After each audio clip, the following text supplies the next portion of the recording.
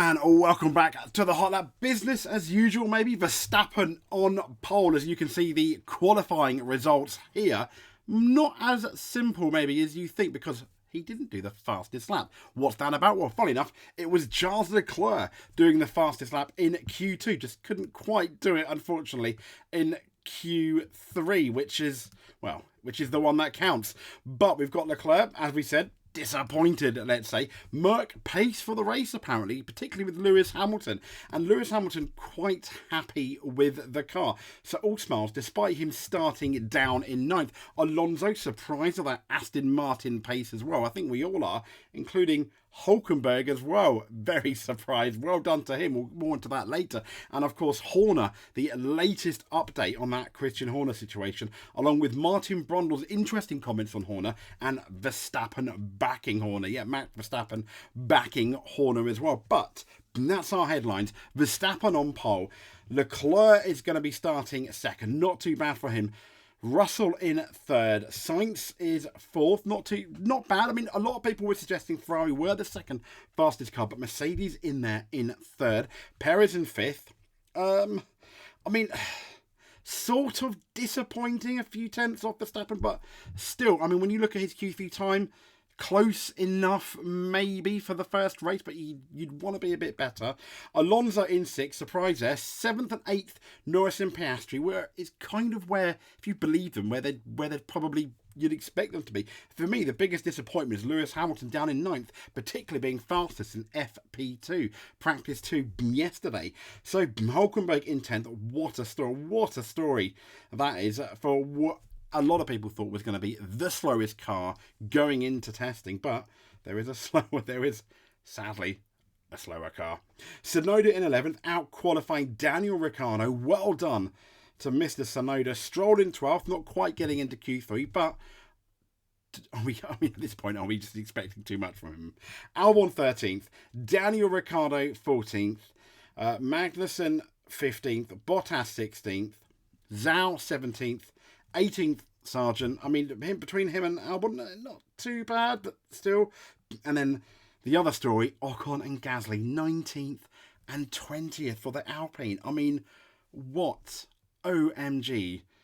Oh, if someone told you at the end of last year that Alpine would have the slowest car, you wouldn't have believed them, would you? You'd figured maybe Williams, probably Haas, potentially Sauber or the Stake F1 team. Yeah? You would not have figured it's going to be Alpine. But it is. So, on to our winners then. On to our winners and losers of qualifying then. And, well, we've kind of just spoken about Alpine. And, yeah, I mean, this guy, 20th, 19th for Ocon, though. 20th for Gasly. We'll get into him in a bit. It's just the car, isn't it? I mean, yeah, okay, we're making him a loser, so to speak, but neither Ocon or this man here Gasly deserve to be last. I mean, that's just tremendously unfair on the back row, but it shows how far Alpine have fallen. They don't seem to have much of a clue, do they? In terms of their car. What is going on at Alpine? I mean, I think if this continues for another 2 or 3 races, you have to start thinking crisis mode for Alpine. I feel not good at all. A massive exclamation mark. They really need to sort it out. Not quite crisis though, but disappointing our next guy. Yeah. Mr. Hamilton, Lewis Hamilton, really disappointed. I mean, bear in mind, this is the man that FP2, fast, FP, George Russell second. So a Mercedes 1, 2 and 3 practice 2. He just couldn't get it together. I mean, yes, I am calling him a loser because ninth is not really where you expected. I kind of thought he'd at least out-qualify Alonso in both of the McLarens. But he's only a couple of tenths off Russell. But that is the difference this year. That could make the difference. Lewis Hamilton, to be fair, he did come out though, and he did suggest that the reason for his slow qualifying was he sacrificed some of his quality for race pace. So he may well end up, fingers crossed for you Lewis fans out there, being a winner come the race. Let's hope that very much is the case for Mr. Hamilton. I really do. But I think even Lewis may think deep inside, maybe he compromised a bit too much. Starting ninth in the middle of the pack, things happen, don't they? Which we don't want. But the first of our winners, yes, Charles Leclerc. I mean, absolutely fantastic. Beating Perez, doing technically the fastest time in qualifying, didn't he? I mean, let's get into this. Verstappen, his fastest time was a 1:29.179 in Q3. Leclerc in Q2 did a 1:29.165, which would have got him pole. For whatever reason, he was 2 or 3 tenths, between 2 and 3 tenths off that. So just about a winner, I think, because he starts on the front row. I wasn't going to give him a loser, but I think he just slides in for me as one of the winners. And also this man here, Mercedes' very own George Russell with his smiling face. Yes, I think he is a winner. Outqualified Lewis Hamilton. He's been making comments, hasn't he, in the press about the car being designed around Lewis Hamilton. Not exactly quote for quote, but he suggested that, which is a bit weird, but he's quite keen to tell people that this was very much the car designed around Lewis Hamilton. So if that's the case, fair play to him. But as we know, in the race could be a very different thing.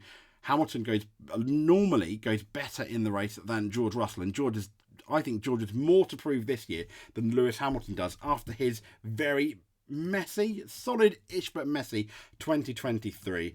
And Max Verstappen, I mean, well done, Max Verstappen. Absolutely fantastic. Big smiles there. On pole, despite not doing the fastest time. Overall, but it was good enough. He didn't make a mistake. Could have done. It's the first time a Red Bull has topped a session in Bahrain this weekend, and it was the right session to top, wasn't it? And a lot of people think now with Leclerc not starting on pole, he's just going to romp off and win because of that amazing race pace. Very likely. Let's be honest, Verstappen is favourite to win the race. And the other guys have to go out and beat him. I mean, Red Bull and Verstappen is getting almost as synonymous as, for example, Mansell and Williams, Senna and McLaren, Schumacher and Ferrari. When you think about it, however good you guys really think Verstappen is, that car driver combination is amazing. Potentially in a Mercedes, maybe he won't be Hamilton. Maybe he would. In even cars, it's very difficult to still say who is, I think, the best driver. But best, as I said last year, best driver, best car combination, Verstappen. But not the star of qualifying. No, the star of qualifying was this man, Nico Hülkenberg. Absolutely amazing stuff. I mean, this is a Haas. This is a Haas that everyone thought was going to be at the back of the grid. It wasn't. And then maybe we thought it's the second worst car, but this guy got into Q3. He has also, we believe, sacrificed his Q3 quali run for a new set of tyres at the start. Now, if their quali pace can finally match their race pace in their potential, that car could be a lot faster, in the hands of Hülkenberg than we think. I mean, Hülkenberg, I think he ended up, doing top 6 time maybe in the in Q2. I think it was about 6th on the top of my head. I mean, amazing. This guy, for me, the star of qualifying, taking what is believed to be the second worst car, putting it into Q3, and with a chance of points in the first race. Absolutely, who would have guessed? Who would have guessed that? So, yeah, deep breath. I mean, absolutely fantastic. But let's get into the rest of the news, shall we? So Verstappen on pole. Yeah, okay, we've got that. Very, very good for Mr. Verstappen. But let's talk about the disappointment for Charles Leclerc. Yes, he's disappointed after missing out on pole in Bahrain, but he vows to go for it on the race, and I hope he does. Leclerc, I think, particularly in the United States, the American Grand Prix at Cote, if you remember, Verstappen kind of squeezed him a tiny bit. He was a bit too nice, really, wasn't he, at the start? Kind of, after you, Max. We don't want any of that this year. And Leclerc was left rearing a tyre call that he felt compromised, though, in his performance in Q3 of qualifying, leaving the Ferrari driver in second place and allowing Max to get that pole position. He used fresh soft tyres in his final run. And a decision he suggested he was unhappy about over the team radio. He then went on to top the timings at the end of Q2, and at that point he'd used 3 sets of soft tyres. That left him just to run a used set, though they had only seen 1 lap of action earlier, while he went on to claim a place on the front row, having set a lap 0.3 of a second behind Verstappen. Leclerc admitting at the session that he was not entirely pleased with the outcome, which is good really when you think of it. It gives us hope, doesn't it? He said, I'm a bit disappointed. We did a good qualifying. It's been a tricky weekend until now. We were trying quite a few things in FP1, FP2, FP3, and then I found a sweet spot in qualifying. He went on to saying Q1 was a bit tricky. Unfortunately, we put 2 new sets of softs, which compromised us a little bit for Q3. But all in all, it's quite a good qualifying. A good start of the year. We are in a better place compared to a year ago. So that is good. Now we have to see the race pace tomorrow. Quizzed on why the gap between himself and Verstappen was large, he said, in Q2, I think I did a 1 minute 29.01, which is more or less the lap time Max did in Q3. So it was there in the car. Yeah. Leclerc fans are absolutely right, I think, to be frustrated with that one. Mercedes, though, here we go. Mercedes dialed out qualifying pace to boost F1 race chances. Excuse me, I'm trying not to burp. So Mercedes believe a less qualifying focus setup costed a chance of battling Max Verstappen for pole position at the Bahrain Grand Prix. However, and here's the but, the squad feels that moving away from the strong single lap form that they showed on yesterday's practice, particularly FP2, they was essential to give them a decent chance in the race on Saturday, tomorrow, just about at the time of recording. Now, Russell showed the progress Mercedes made in the car, despite, with this race pace thing, he still qualified third. 0.3, just 0.3 behind Max Verstappen. Now, if you would have said to Mercedes at the end of last year, you'll be 0.3 behind Max Verstappen in Bahrain, I think they would have taken it, don't you? Reflecting on the top form, Toto Wolff revealed that the team changed the setup overnight to move away from where it was on Thursday after feeling it was not in the best window for those race run distances. In terms of the race, remember that disastrous race in Brazil where the tyres just fell off a cliff? They were all right for the first couple of laps, and then, no. He said, we changed the balance of the car for a setup that was less aggressive on the tyres for tomorrow's race. And he said, and probably we dialed out too much single lap, he explained. That's why it wasn't going as good as yesterday. Now, asked by motorsport.com what that potential was, Wolff said, probably we could have had a car fighting Max, but I don't think we could have fought Max tomorrow. And he went on to say, because it was so new, we shall see if the setup direction we consciously went for is going to really have a positive effect tomorrow on that race car. And if not, we're going to be learning another, we have another learning stint, he said. One of the changes Mercedes made was lifting the car slightly as the squad remained cautious of that repeat plank disqualification. And if any of you saw that Mercedes, you would see it sparking like crazy, like a welder. We were a bit low on the ride, he said, and obviously there is a bit of trauma in our place after Austin, and we would rather with a new car be a little bit more on the conservative side. Fair enough. And then Hamilton, apparently, I've got to be 18 or over to look at Planet F1 now. Hamilton believes a change of setup direction will stand them in good stead. Kind of similar to the last story. Despite obviously lining up in 9th with George Russell in 3rd, he's got to be disappointed with that. Hamilton was just 0.2 of a second slower than Russell, but the closest of the field meant that obviously he qualified quite far away, despite obviously being in the top 10. Now, Hamilton and Russell having different qualifying sessions, he explained that he decided to run a different setup choice for qualifying, and he reckons that's going to pay even more dividends for the race. He said, yesterday during my work, we were doing identical car setups and I was feeling great, he explained after qualifying. He said, we veered off, he went one way and I went the other. You could say that the one I was on is not good for single laps, basically, but I hope it's good in the race. Now, asked why he decided to change, he said, I wasn't comfortable with my race pace. And we know how good that Red Bull is on race pace, and the fact that people have suggested that whole Red Bull design philosophy was don't really care too much about qualifying because we know we've got a good car anyway, but we care about the race, and that really showed, didn't it? I mean, Verstappen could start anyway and win. So Hamilton went on to say, so I changed the car to hopefully make the race pace better, but we'll see tomorrow if that's really the case. Now, trying to find a good balance because the race pace had lots of degradation with the rears. There you go. That's that Brazil comment again. And race pace is everything here. Position helps as well. Now, with the W15 throwing up plenty of sparks, obviously they spoke about bottoming out. And as we know from Toto Wolff, they lifted it a tiny bit, making it kind of a compromise. And he said, I think George's position is a real testament to just how amazing the job everyone's done at the factory and finally given us a car that we can fight with. I just wasn't able to utilise that today when I made the setup change. I mean, yeah, fair enough. So, this guy here, Fernando Alonso. Yes, Aston Martin's F1 qualifying pace, a massive surprise apparently, which is good because I don't think we thought Alonso would have been there, if I'm honest. I don't, would he have been that fast? I don't know. So it says, and while this is from motorsport.com, while he was a tantalising close 0.005 off fifth and just half a tenth of George Russell, Alonso is buoyed by the result as he had doubts on the Aston Martin, the AMR24's one lap speed. He said it was a nice surprise to find ourselves competitive. After winter testing, we had some doubts in terms of one lap pace, but he said in free practice, it was a different car this weekend. We felt more competitive, but normally we won maybe more engine power, he's saying.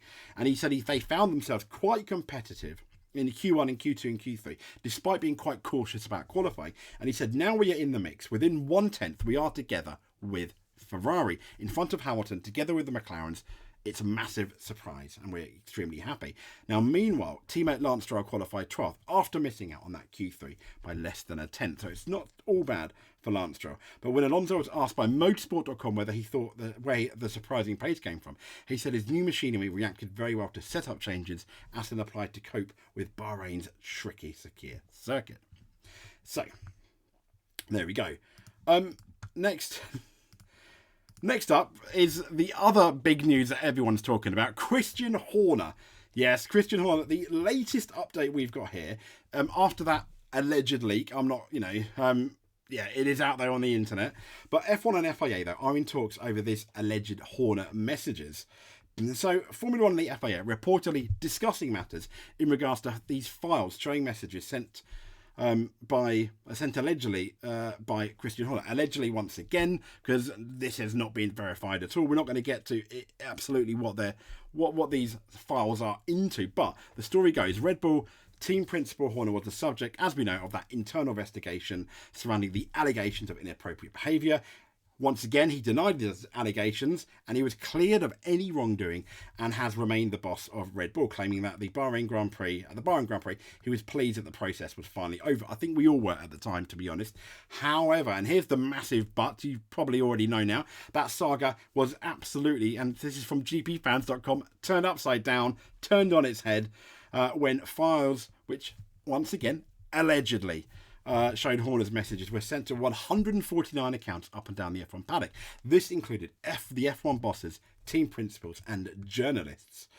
McLaren CEO Mercedes Toto Wolff had both had to say during the press conference on Thursday that they believed an external investigation was needed, calling on both F1 and the FIA to look into these allegations. And I said the BBC are reporting that the alleged messages had been brought to the attention now of the sport's governing body and that discussions are ongoing between F1 management and the FIA. And in response to these alleged messages specifically, Horner released a statement late yesterday evening, that would be Thursday evening on the 29th of February, following that practice, I think it was practice 2 for that Bahrain Grand Prix. He said, I won't comment on anonymous speculation, but to reiterate, I have always denied the allegations. He said, I respected the integrity of the independent investigation and fully cooperated with it every step of the way. He said it was a thorough and fair investigation conducted by an independent specialist barrister, and it was concluded dismissing the complaint made. I remain fully focused on the start of the season. Now, meanwhile, a spokesperson for the Red Bull GmbH, the big Red Bull group, the the boss Red Bull Group, the wider brand who are responsible for running the internal investigation, said this is a private matter between Mr. Horner and another, and it would be inappropriate for Red Bull to comment on this. Fair play. Now, during FP3, Sky Sports pundit Ted Kravitz revealed that Horner was not on the Red Bull pit wall and was in fact in a meeting with the FIA president Ben Sulayem, before stating that the Brit also had a meeting scheduled with Stefano Domenicali later on Friday. Horner then returned to the pit wall and was seen embracing Ben Sulayem outside the Red Bull's garage. So, I mean, yeah, it's interesting, isn't it? We suggested that innocent until proven guilty. Absolutely, we have to, absolutely. We don't know if these messages have even been verified, so we're not even going to comment really on exactly what they say. But this situation is not going away, and it needs to be clear. Is this a result of the Red Bull investigation, the findings not being completely transparent? Once again, completely understand why all these. It does, it is a potentially a private matter, but now it's allegedly out in the open. Once again, we don't know whether those messages are absolutely verified or not. It's just a really, it's just not a nice situation, isn't it? And that's something that Martin Brundle has even spoken about. Brundle gives damning Horner verdict on F1 impact, the headline says. But I think Martin Brundle was thinking, like most F1 fans, that it's just a horrible situation, one way or another. As we know, Horner has been the subject of this investigation, and he was cleared by any wrongdoing. And Red Bull, once again, have said, it says here that the matter was private.